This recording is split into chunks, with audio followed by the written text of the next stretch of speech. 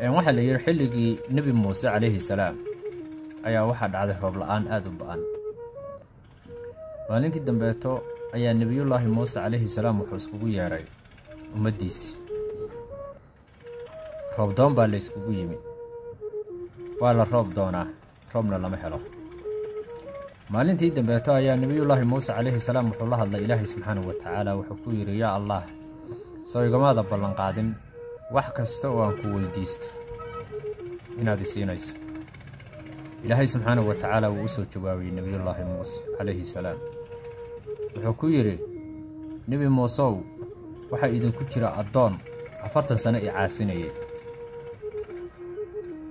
adoonkaas markuu idinka dhex baxo ayaad roob helaysaan. nabi Muuse calayhi salaam wuxuu la hadlay ummadii wuxuu u sheegay fariintii Alle wuxuu yiri Ilaahay wuxuu yiri waxa idinku jira adoon 40 sano ee caasinayay. adoonkaas markuu idinka dhex baxo ayaad roob helaysaan. adoonkii wuxuu isgartay waayada la yiraahdo fartii meesha bugtaas og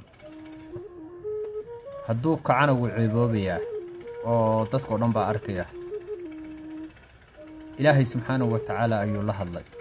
Ilaahay ayuu bariyay wuxuu yiri Ilaahayow Ilaahu ii dambi dhaaf. Ilaahu halkaas haddaan ka kaco waan ceeboobayaa. Ilaahayow ii dambi dhaaf. Ilaahu adigan kuu soo noqday. Ilaahay subxaanahu wa ta'aala wuu ka aqbalay baryadiisa. dadkiina roob ayay halkii ku heleen. roobkii baa u yimid qofkii nabi Muuse loo sheegay oo la yiri 40 sano in caasinayna meeshii kama kicin. Ilaahay nabi Muuse Ilaahay subxaanahu wa ta'aala ayuu la hadlay wuxuu yiri Ilaahu roobkii waa noo yimid adoonkaas sheegtayna naga ma kicin oo maanaan arag.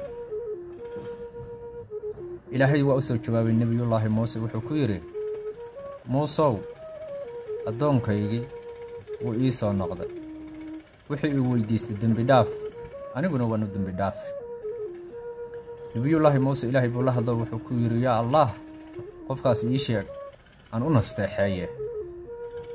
Ilaahay subxaanahu wa ta'aala wuu u jawaabay nabiyullaahi Muuse calayhi salaam wuxuu ku yiri nabi Muuse 40 sano ayuu caasinayay 40 kan sanana waanu ceeb qarinayay.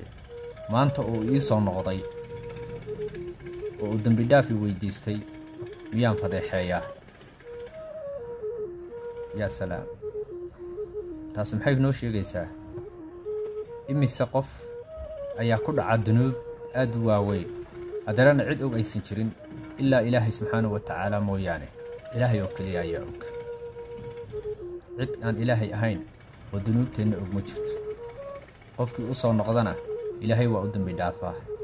qofkii iska soo noqon waayana Ilaahay waxa jirta meel uu samaystay una kula xisaabtami doono. laakiin intaan qarinayno waxa ka badan inta Ilaahay subxaanahu wa ta'aala noo qariyay.